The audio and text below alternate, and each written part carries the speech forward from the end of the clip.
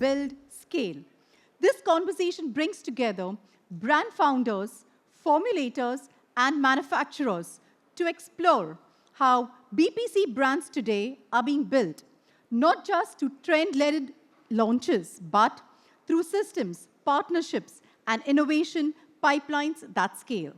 From clean to clinical, sensorial to sustainable, this is where breakthrough beauty brands are being reimagined.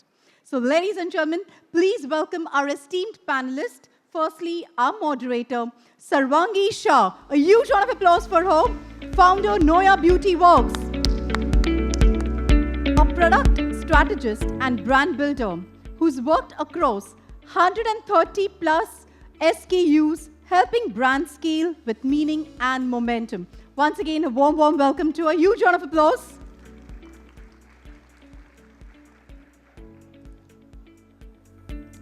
Joining her, we have with us Jaspreet Singh Gulati, co-founder, Hitech Formulations Private Limited. Welcome him with a huge round of applause.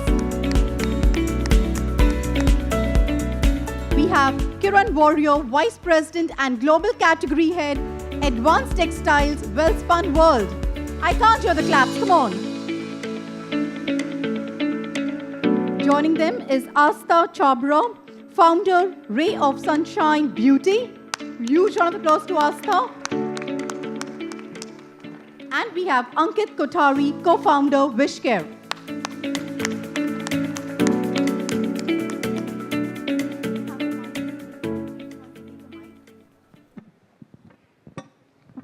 Sarvangi, over to you.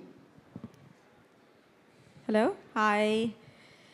Good afternoon, everyone. And I'm actually really excited about today's panel.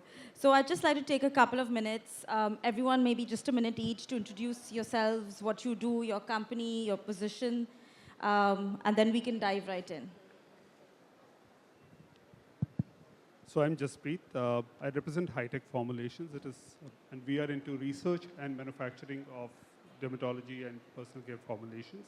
And I am a researcher turned entrepreneur and primarily interested more in delivery systems and developing very difficult formulations. And now helping a lot of beauty and personal care brands launch their new products. Thank you. Kiran? Yeah, hi. So I am representing Welspun. Welspun is a large, diversified global company into diversified businesses like home textiles, line pipes, advanced textiles. So I lead the advanced textiles part of the business. Amazing. Aastha? Hi, so I'm Aastha Chhabra Shingala. I'm the founder of Ray of Sunshine or Ross Beauty. We are a nail-first brand hoping to make nail care more fun, playful, and expressive with our new age products and innovative designs. Hello, I'm Ankit. I'm one of the co-founders for WishCare. WishCare is a science-forward brand. We mostly operate in hair and sun category. What do you mean by science-forward is generally we use ingredients which are biomimetic in nature, are efficacy first, and are multifunctional in nature. I have other co-founders also here along with me. Thank you. Amazing. So we're all here because we believe beauty is more than just looks. So let's dive right in. We've seen beauty evolve from viral launches to real systems and real staying power. So before we dive in, I want to start with something super fun. What's that one thing that you had to unlearn to survive in this industry? Just, Ankit, actually, why don't we start with you? Because I'm sure you had a lot of things to unlearn. So, before starting WishCare, I had a corporate experience. I was working with Google India as a digital marketing strategist. When you come, and I was mostly doing performance marketing. So there are multiple things, I think, which we had to unlearn when we started. So when you come from a performance marketing background, everything is just number driven.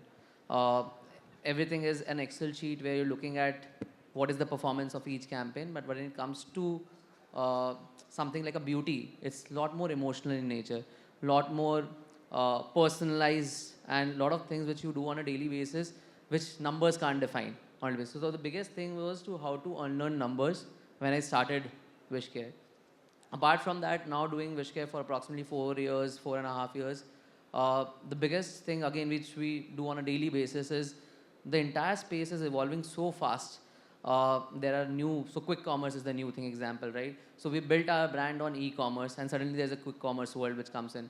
So you can't have the same e-commerce lens on the quick commerce world, and hence keep learning. Now, example, our D2C, which used to deliver products in 6 days when you ordered, now has to deliver within 2 hours. So we have like cities like Bangalore, Mumbai, we can deliver products within 2 hours once you order on our website. So those are the things I think which you keep unlearning again and again. You choose not to trust your instincts, but just say that these are the instinct, which my instinct says that probably a number is what you should look at, but keep unlearning on your instincts and keep building your, I would say, listening to consumers, listening to new channels. Those are the things I think which on a daily basis, it's not just a one-time kind of thing, but you keep doing it again and again over a period of time. That's amazing. I think definitely everything that you've said resonates very, very much today. Aastha, have you had any similar experiences, anything to unlearn? Yeah, so going off of what Ankit said, I think for him it was numbers, but for me, I came from a marketing background. And first you start off with it's influencer, influencer, influencer. Then it's like, no, now it's UGC, UGC. Then you're like, no, now it's founder-led, founder-led. Like consistently things are changing. And I think, I wouldn't say unlearn is the right word, but I think adapt is the word I would say is ideal for the situation and the way the world is moving, because every day there's some new trend, new product, new innovation, and I think you really have to find a way to adapt, keep your strategy in the same, like stick to your strategy, but learn how to make changes when required. Absolutely, and I think your category is the most dynamic. So on to you, Jaspreet. You've seen hundreds of briefs. What separates a product that can actually scale from one that just looks good on a pitch deck? Are brands starting to think about longevity or still more about virality? So answering your first question, first, and what is a very scalable brief? That's what you asked, right? Yes. I think what is very important is when we go through a brief, if the brand is trying to solve a very specific problem in a very predictable or a very repeatable way, I think that's a good brief to start with. How it is backed by the story, how it is, what is the purpose that the product is going to serve on the brief, and what is the purpose that the brand is solving at large. If both of them are in sync and if there's clarity on that, but more often, like you said, longevity versus virality, we see a lot of briefs are FOMO briefs. So you want the snail nuisance, you want the, what problem are you solving is not very clear, but there's some fad and you don't want to miss the bus, probably somebody else doing it, and a lot of briefs, and we've seen products launching way too fast without enough deliberation on the actual consumer need, understanding, and that's where most of the brands fail. And then once that is there, and in fact, I love how Ankit, you introduced, you said we're very, very efficacy driven. We founders talking about ingredient which is clinically tested. I see a lot of founders obsessed, and that's your second question also, with virality. And maybe we use a different word for it. And we say a brand needs an acquisition strategy and a retention strategy. Correct. And your acquisition may come from certain, let's call virality. You may have campaigns. You may think what are the keywords, buzzwords. But retention would only come if your product is performing consistently and delivering the value it is promising on the pack, or as a brand, the value that you're promising. And we often say there are textures to impress, but efficacy to retain. I think if brands who are very, very obsessed with what the final value delivery is to the customers, very sure about the efficacy of the products and the problem they are solving, they are the ones which scale over the period of time. Absolutely. I think you found an X factor. If you can do both, I think that's when the product is really going to scale. We often say efficacy, so textures to impress, efficacy to retain. So virality and longevity. Your virality may come from ingredients, your textures and different things, all the veg mucins, the ladyfinger mucin or whatever. But The latest is PDRN. of course. Let's talk about something every brand hits at some point. The shift from product-led growth to system-led growth.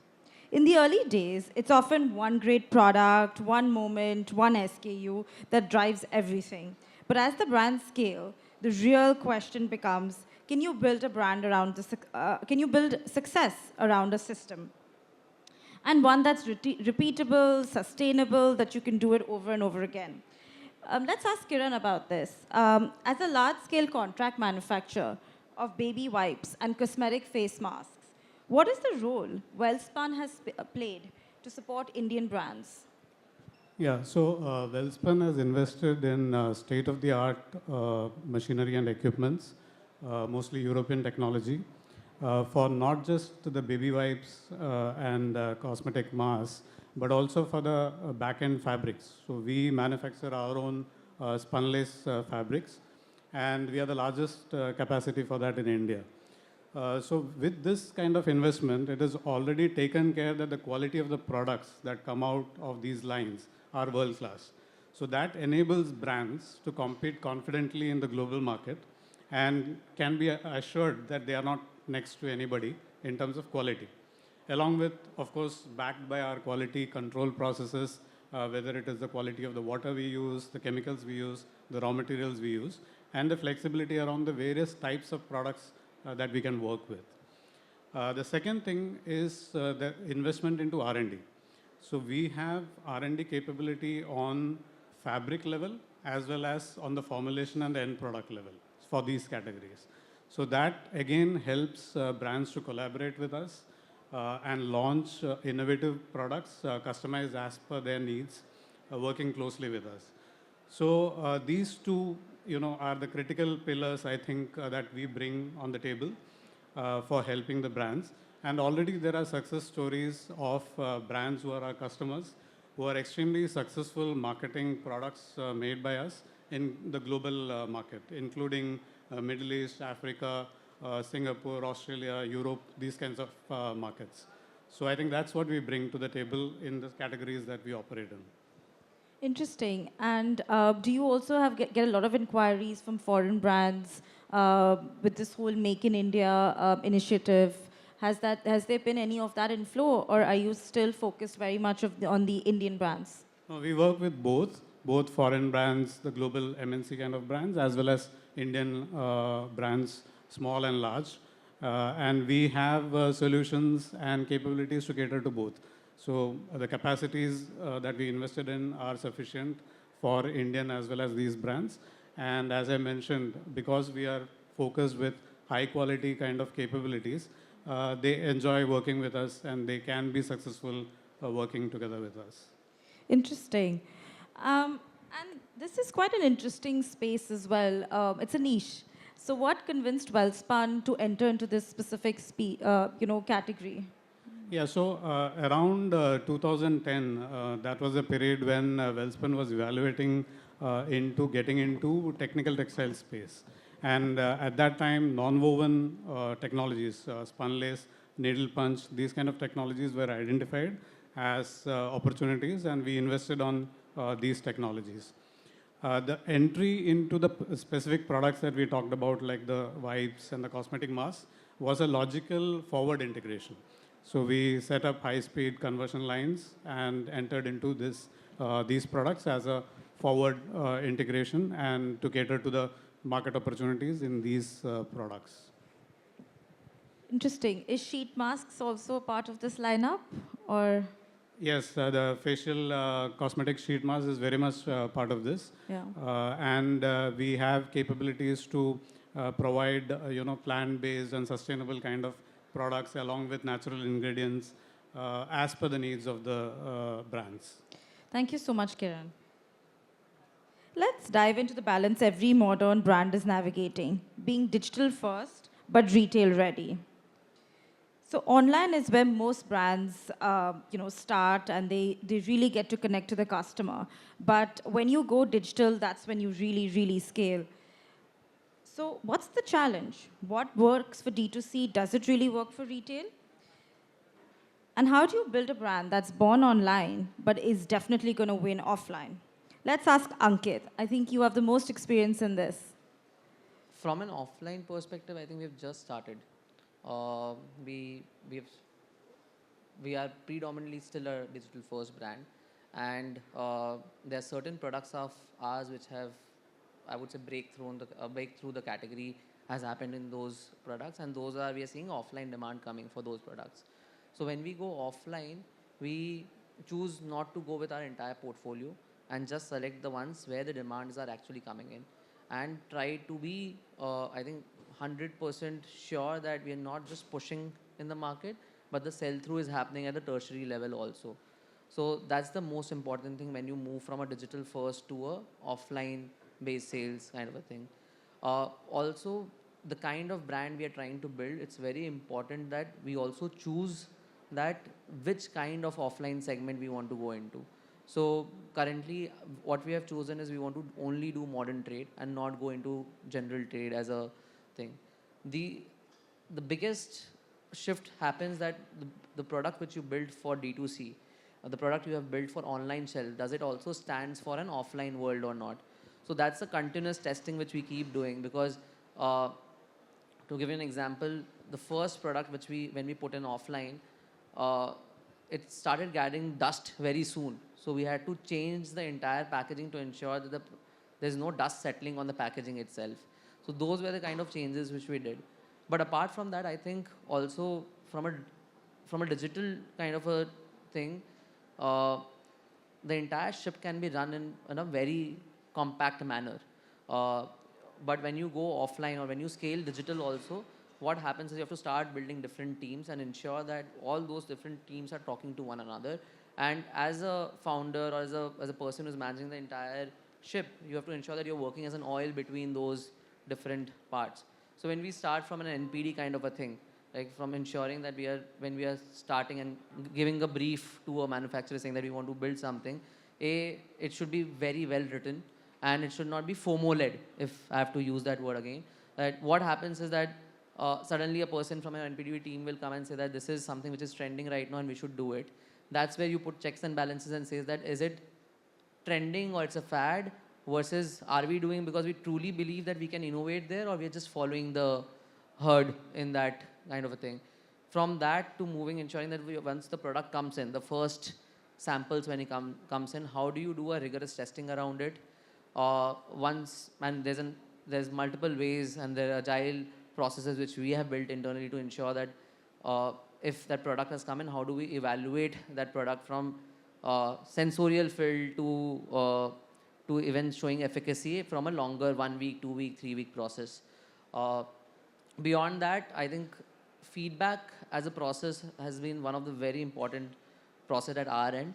It's not a one-time thing when we launch the product, but it's a continuous process which goes. There's a set of customer care team which we have, which specifically works on just taking feedback from the customer and ensuring that gets in a loop mechanism and it's passed on to our manufacturers, where we can keep continuously evolving, continuously work on the product and evolve it to a recent demands what we have.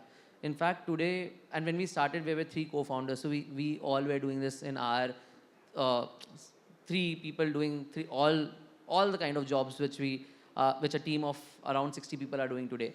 But as the team grows, we become the oils in the system, and we have to ensure that we are still connected to what's happening on the ground. So to give an example, today customer can reach out to us anywhere: WhatsApp, email, phone call, Instagram, Facebook.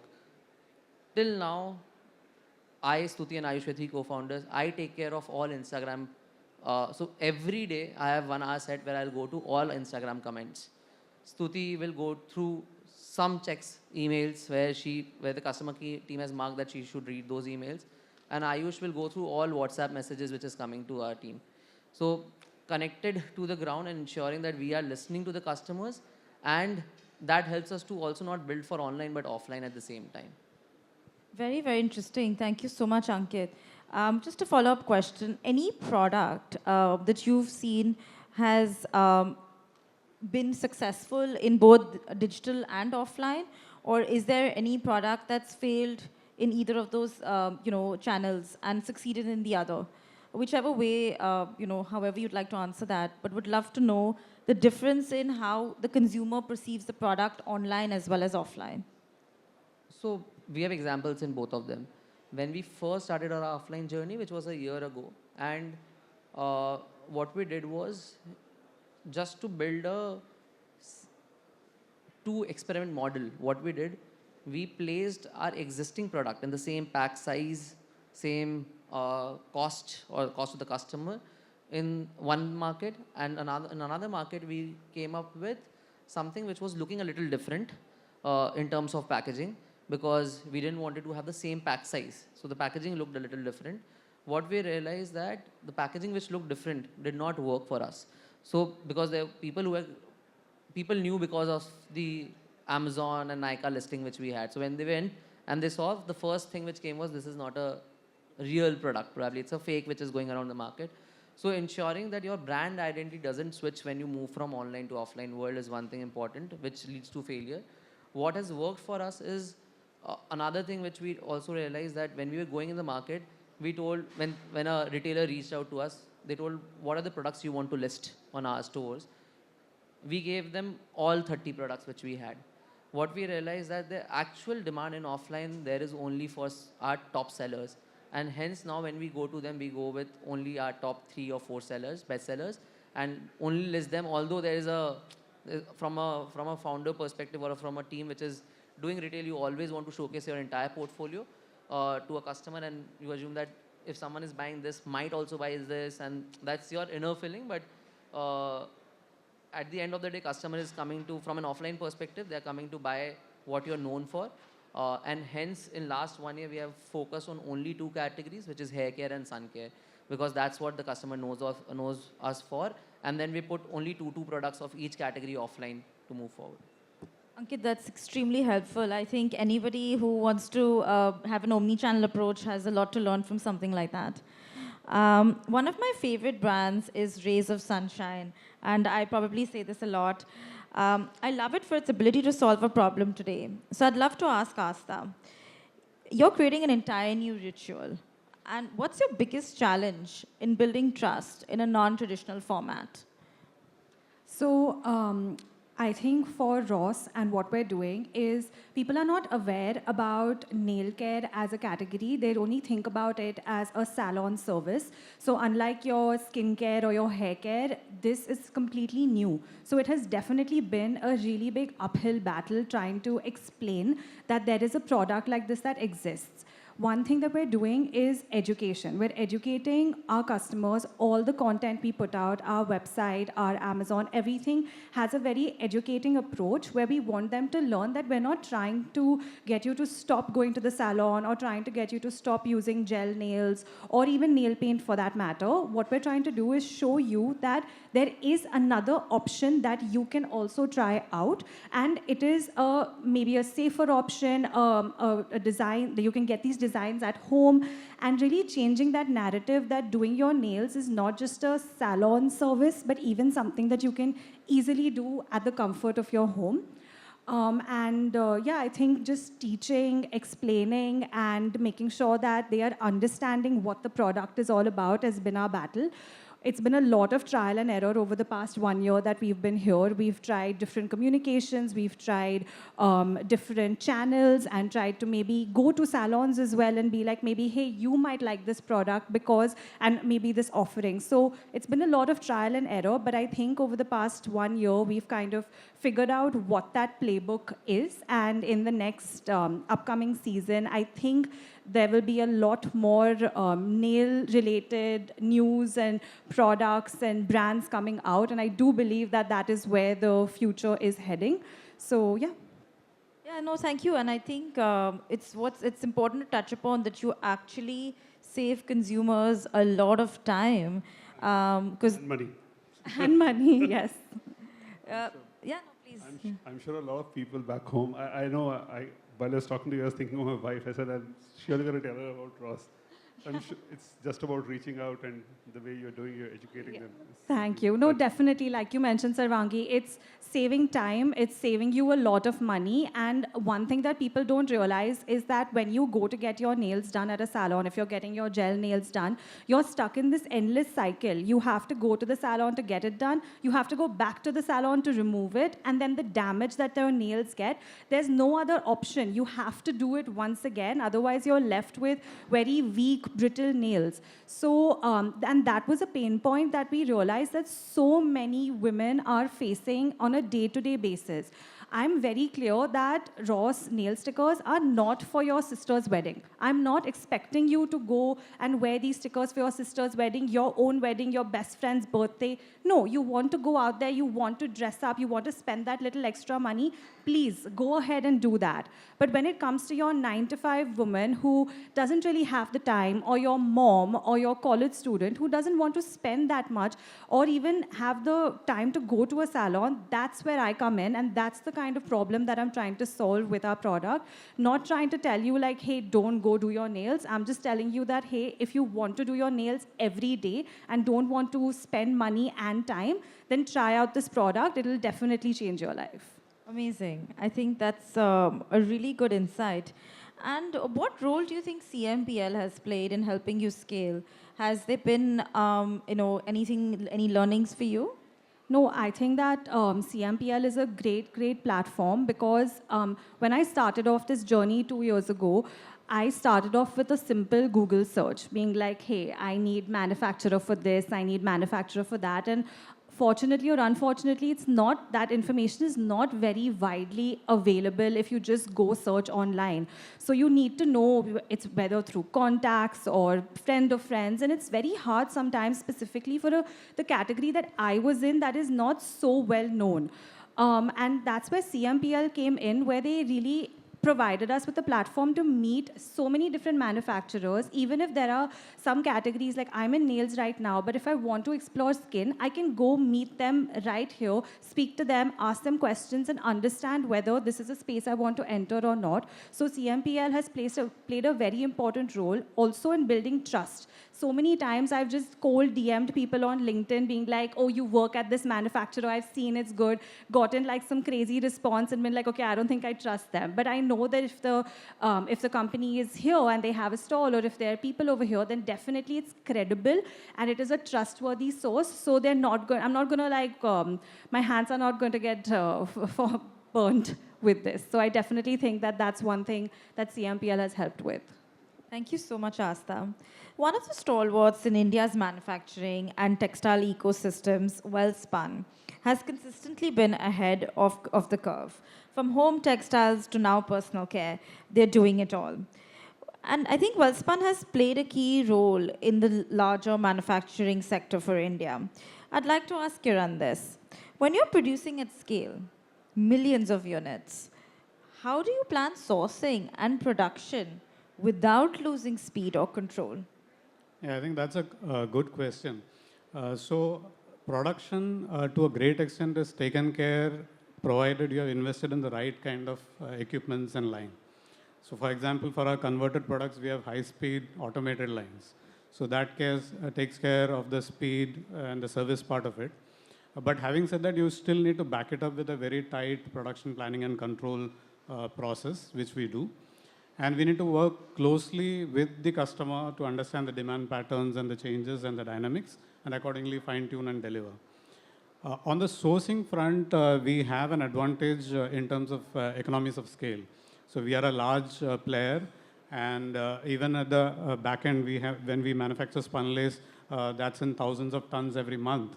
So that gives us the scale to negotiate well, get the best deals out of our suppliers, and also have enough spunlace fabrics ready, which is a major ingredient for our end products like the wipes and the cosmetic masks. So this combination works well for us. Interesting. That must be a lot of raw materials in your factory. Yes. Any sort of, how does the demand planning or, are they regular, like, how do you plan how do you plan demand for something like this? Yeah, so it all starts with the forecast and the order, planning from the customer side. And then we have the back-end production planning and control team with whom we then work out what kind of raw materials and the buffer stock, stocking, everything. And then the sourcing team kicks and they bring in all the raw materials as per our demand. So all this has to be streamlined properly, and it's a very tight process that we follow with weekly to monthly, those kind of reviews to ensure that we are on track. Okay, interesting. And in today's climate, should brands think about packaging and raw materials if they want to stay, future ready? And I'll elaborate on this. They could be a certain material that is now maybe banned in the EU or just goes out of fashion or is not as widely available anymore. Yeah. And are brands thinking about that? Should they be thinking about that? And where do they get this information? Would that be something that you'd have any insights on? Yeah, so one trend that we are seeing globally also, because we play in all the markets, is there is a move towards sustainability.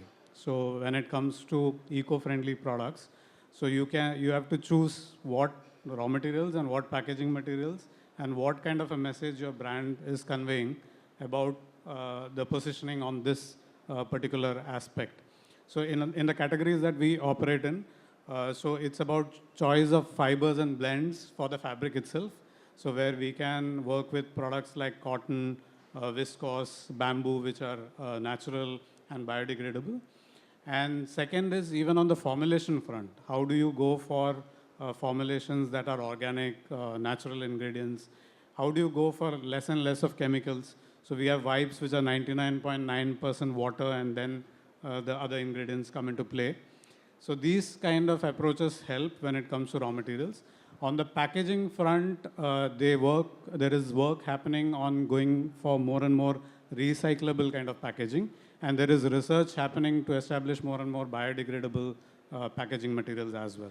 So these are trends that we are seeing. And I think in the categories that we operate in, that would be the direction for future for many of the brands. Thank you so much, Kiran. Jaspreet, anything on this raw material? Has there been any insights? Are there any ingredients that you're particularly excited about, or some that you dread if the customer says, we want to put this in our product? What I dread the most is not the ingredient, but how, like you said, PDRN, or many a times, a lot of brands would like to catch on the fad without understanding how it has to be incorporated in the product. That's the biggest no. So just having it on the label is such an important thing, and having it at a percentage, and the new fad about the 5% complex and 3% complex, that's something that scares me off. A lot of brands looking at using ceramide complexes at 5%, and where sometimes misleading, or sometimes inadvertently you're putting ingredients but without making sure that they are there and how they are going to penetrate to the target site. Without doing any of that, you see a lot of retinol products. You see they start yellow and they turn white in no time. The best of retinols would oxidize in 4 months' time, right? And yet you see a lot of products without understanding and probably, and I would say mostly inadvertently for falling for fads without substantial research. Those kind of briefs, those are the ones I dread the most. Interesting.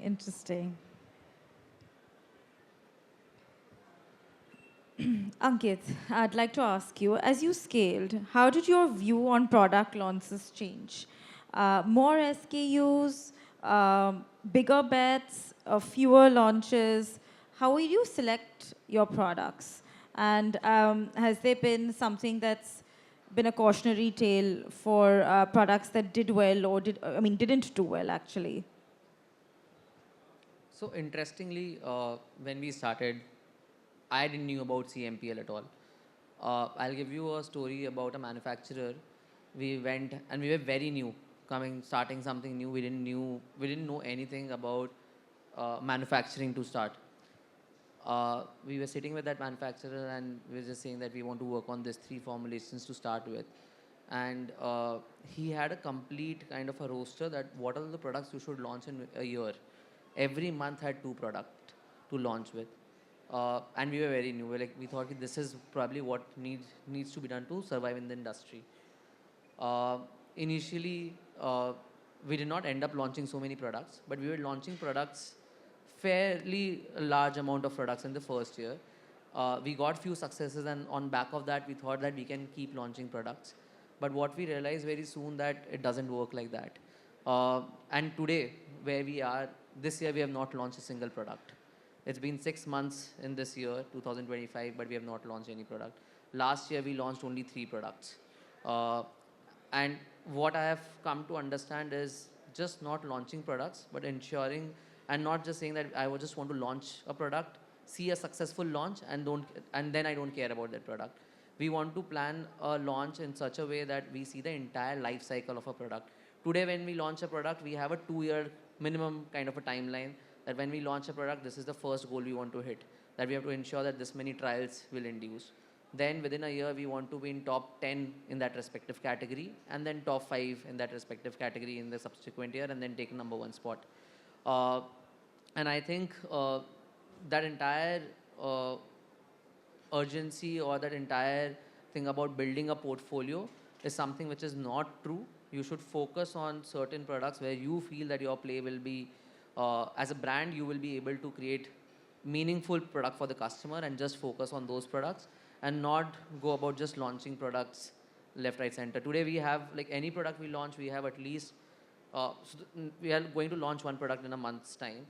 We have been working on that product from last 1 year, just to understand how will it play, what are the different parameters of that product, have gone through multiple feedback loop on that particular product over at least 20 to 25 feedback loops on that single product before we are able to launch it. Again, not going into just that spree of launching products, because when you are launching a brand, you always have that mindset, if we don't have a range, no one will buy from us. But I don't think that's true. If you're building from a consumer insight perspective, and if you put customer first, you have to always say that is that product is going to find a solution to the customer, or at least if not, or say that if there's someone available in the market, then why will someone buy from us? So you have to be differentiative. At the same time, you have to solve customer problems to ensure that your product is becoming a hit over a period of time and not just a fad and a launch success and had a very good launch party and then everything is faded off after that.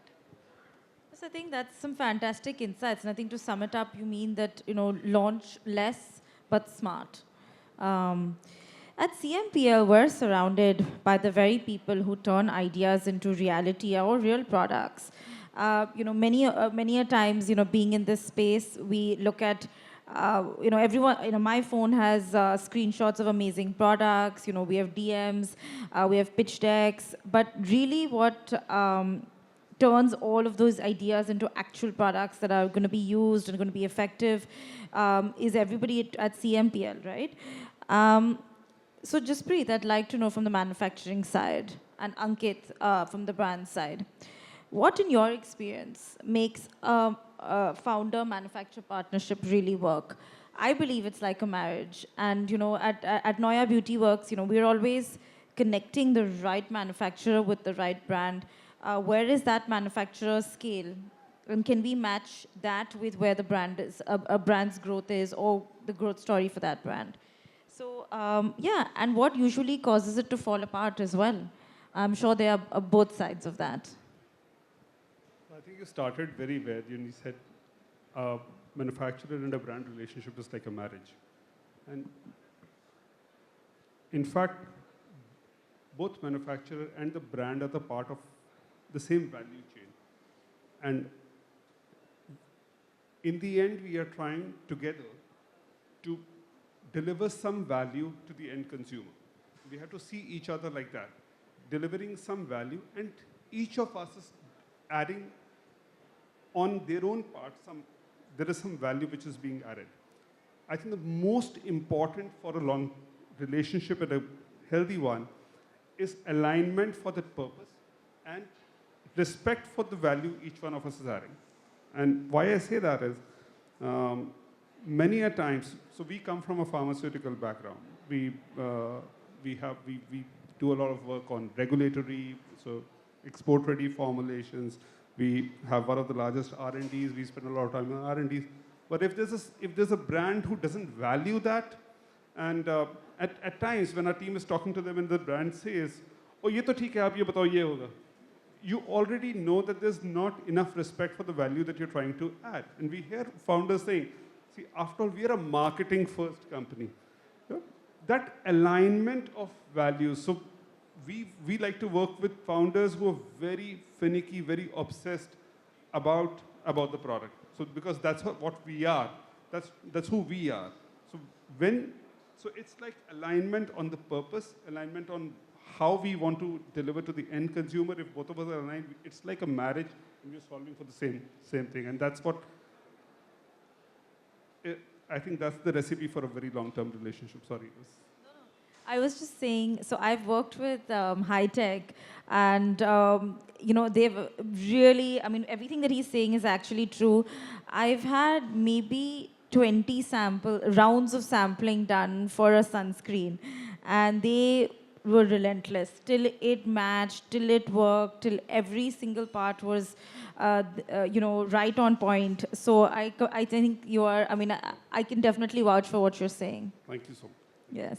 And Ankit, from the brand side, there's obviously, it's like a marriage, and, has there been somewhere it's not worked? Since he's obviously spoken more from that, if you'd like to highlight, or any of your experiences on that front. Usually the last example I gave, so when you go to a manufacturer, we generally stay away from a manufacturer who gives us a list of products saying this, we have, just choose and launch it. Because if they already have it, and if some other brand is doing it, then there's no value add which as a brand I can add to our customer. So I think one of the key parameter we look at is, and we are working, as you told me, when we launch a product, we are working for a year on that product, bare minimum 6 months. Over that time, we try and understand the honesty and the trust the manufacturer has towards the brand. And not saying that moisturizers to aise hi hote hain, le lo, wala thing, right? Or shampoo, this is a shampoo which that brand is doing, and it's running really well, and we are doing for them, you take that same formulation. So we stay away from those kind of manufacturers, because they will do the same with us in future. So staying away from that kind of a thing. And at the same time, I think trust is something which builds over time. So when we go and meet the manufacturer the first time, we say that this is the kind of product, this is the way we work, where there will be a longer cycle. You will not be able to expect that we are going to launch the product which we have started to work with you right now. It might happen that we don't launch that product. But that relationship, if we are able to establish, then we keep going. Maybe not this product, maybe the next product will come and start working with you again. So I think that's the thing we look out for. I'd like to add here, in fact, like Ankit said, it's how in the relationship we see each other.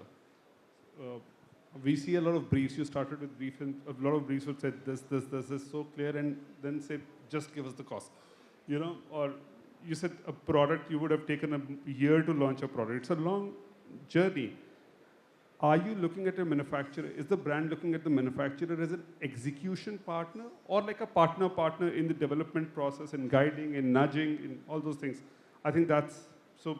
And sometimes in terminology we say, are you looking for an OEM partner? Just you have a proof of, you have a entire list of what you want to do, and you just want execution. Is it the execution that you're looking at, or are you really looking at a partnership or you are looking at a development. In pharma, we call it CDMOs, or personal care, we call ODM. So different formats, but what kind of relationship is very, very important? I'll give you an example. It's a year back story. We received a roster from a manufacturer which say that we can build this product for you. And it had photos of the product, the brand name wiped out with your brand written on it. It had our products in it. So that same slides is going to everyone, and then you are sending it to us. Then how do you expect us to trust that manufacturer that's happening?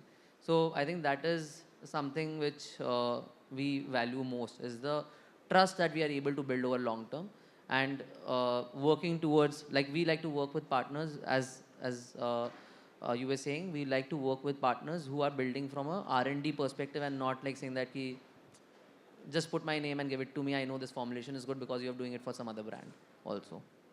So I think defining the relationship and the working relationship is important. Okay, quick fire to Kiran. So this is a bit of a fun thing. I didn't send this to you guys before because it's supposed to be a little impromptu. If your top-selling product could talk, what would it complain about? I don't know what it will complain about, but maybe it would want to travel the globe and reach more and more countries. Okay, yes. I think with your category, that's probably the most possible as well. Yes. So, Jaspreet, what's one trend you secretly wish could just go away forever? Go away for yeah, all the in cleansers, you see a lot of claims in ceramides in cleansers, and a lot of efficacy-driven products in cleansers and shampoos, and I think that's a trend that I would like to go forever. Okay. To Aastha, if your brand had a dating profile, what would its bio say? So my brand name is called Ray of Sunshine. So I think the bio would say, I'll be your best friend through the cloudy and the sunny days. Amazing, amazing. I think a lot of people would swipe right. I hope so. Yeah, Ankit, just the same question to you, and then I think that concludes our session today. I think it would be low maintenance, high performance for us because we build performance product. And probably a second line would be no dramas, only commitments.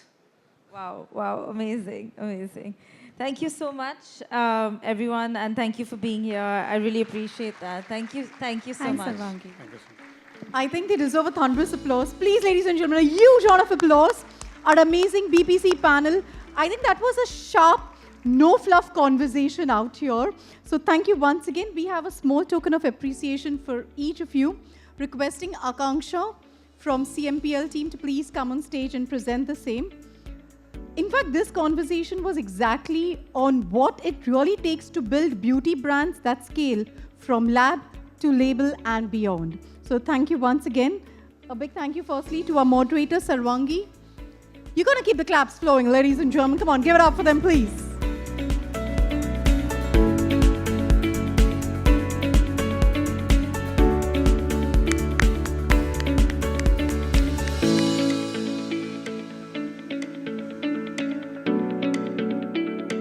Next to Jaspreet.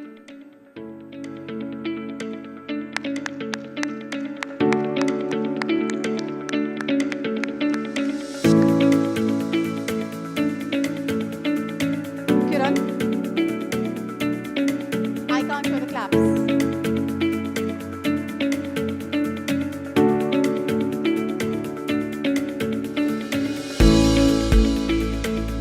Aastha.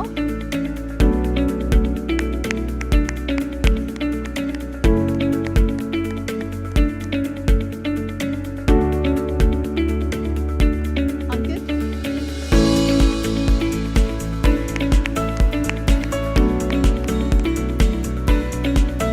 And we can end this session with a group photograph.